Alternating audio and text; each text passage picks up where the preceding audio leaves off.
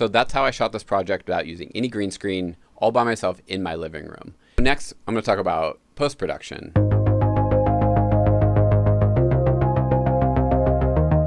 I then brought the footage into the edit where I cut together a very quick video of the best moments and made my little sci-fi walking montage.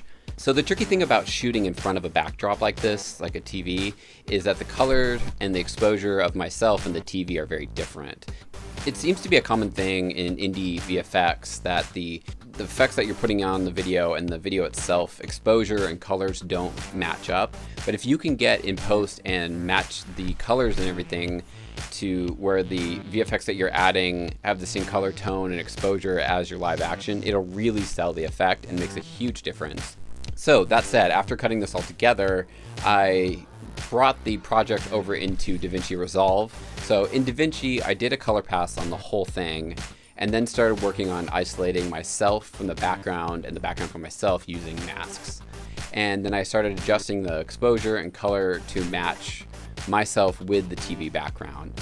After doing the color work in Davinci, I brought the project back over into Premiere, and then I also took one of the clips out and I brought it into After Effects, where I added a sort of holographic overlay over my sunglasses just to add another layer of complexity to the overall look of the project, because those layers are really what's going to make you sell it and just make it believable.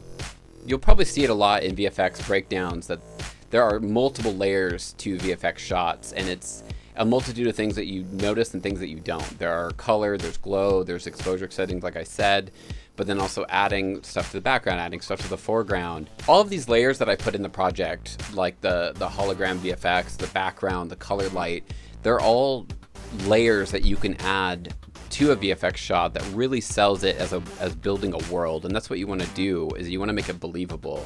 When somebody watches the video, you want them to see it and see like they're watching a piece of something bigger. And that's really what sells it, as making it cinematic. And with that, you can create a whole world within a few seconds that's super believable and really fun to watch. So after adding all the effects, color adjustments, doing all the different layers to the project, I went ahead and did a little bit more adjustments in Premiere just to refine it, get it all tuned in. And then I did my export and threw it up online. If you guys haven't seen the full video yet, I'll throw a link to it here, and I would love to get your thoughts on it. Thanks for coming by, guys. I will see you next time in the future.